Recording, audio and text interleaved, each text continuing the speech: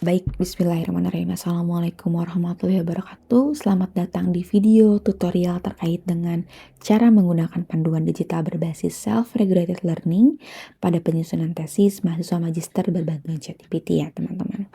Jadi di sini saya akan menjelaskan bagaimana cara menggunakan panduan ini supaya teman-teman bisa paham secara teknis dan secara langkah-langkah yang tepat bagaimana posisi ChatGPT-nya, kemudian konsepnya seperti apa terkait SLR ini, dan bagaimana hal-hal yang bisa memudahkan teman-teman dalam penyusunan tesisnya.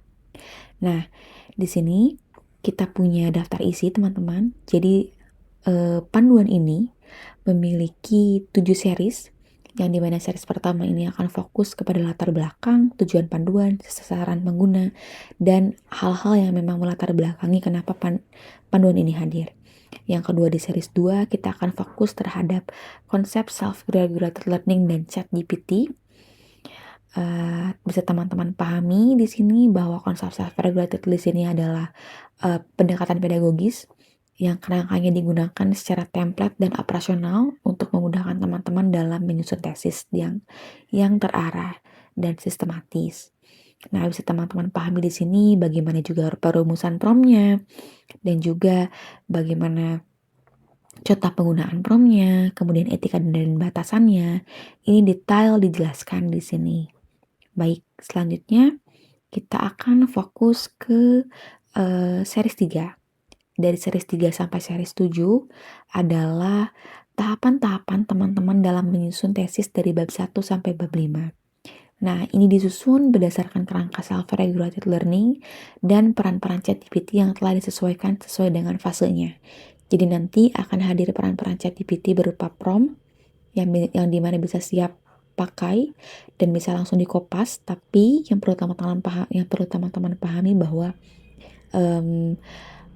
panduan ini dilengkapi dengan worksheet yang akan saya nanti jelaskan nanti, yang dimana itu akan wajib diisi sebelum menggunakan prompt atau menggunakan ChatGPT pada panduan ini. Kita langsung lihat di contoh ya. Kita akan masuk ke misal ke bab 1. Di bab 1 ini kita akan fokus untuk membahas bagaimana terkait dengan langkah-langkahnya. Ini ada di sini sesuai dengan konteks penyelesaian tesisnya, dan ini kita masuk ke dalam fase forethought phase yang dimana ini akan fokus bagaimana teman-teman merencanakan penulisan bab 1. Nah, seperti yang tadi saya sampaikan sebelumnya, bahwa kita punya worksheet di sini. Worksheet di sini merupakan salah satu modal yang bisa teman-teman gunakan, ruang kerja teman-teman. Sebelum menggunakan ChatGPT, kita wajib mengisi ini terlebih dahulu.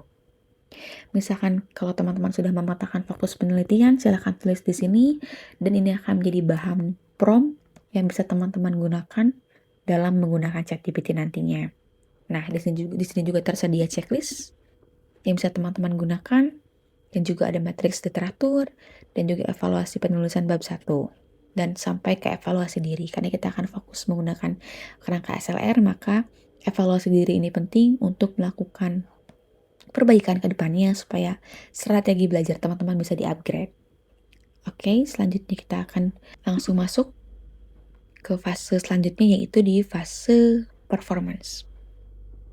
Selama penyusunan dari bab 1 sampai bab 5, template-nya akan seperti ini ya teman-teman. Dari forethought ke performance, kemudian juga teman-teman mengisi worksheet, lalu mengintegrasikan perannya dengan ChatGPT dan mengisi prompt-nya di sini.